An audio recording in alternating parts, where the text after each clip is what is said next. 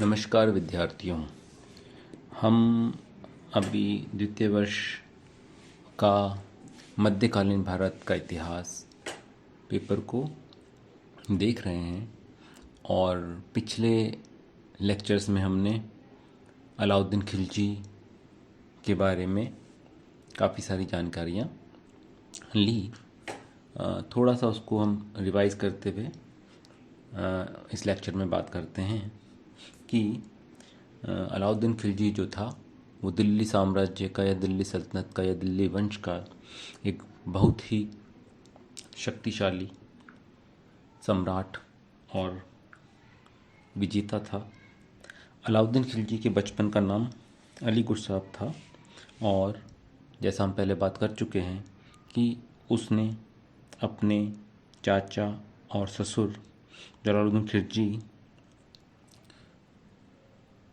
के तख्त पर बैठने के बाद अमीर तुजुक का पद उसे मिला और मलिक छज्जू के विद्रोह को दबाने में उसने चूँकि महत्वपूर्ण भूमिका निभाई, इसलिए जलालुद्दीन खिलजी ने उसे कड़ा मानिकपुर की सूबेदारी दी और इस सूबेदारी को मिलने के बाद ही अलाउद्दीन की आकांक्षाएं और गद्दी प्राप्त करने की इच्छा बलवती होती गई और यहीं रहते हुए उसने यह मणिपुर की सूबेदारी को प्राप्त करते हुए ही उसने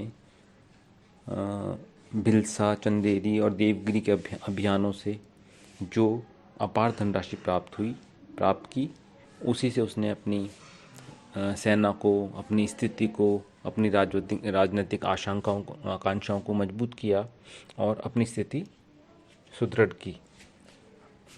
जलालुद्दीन खिलजी की हत्या उसने धोखे से 22 अक्टूबर 1296 को की और उसकी हत्या के बाद उसने दिल्ली में आके बलबन के लाल महल में अपने आप को सुल्तान घोषित किया और 22 अक्टूबर 1296 को उसने अपना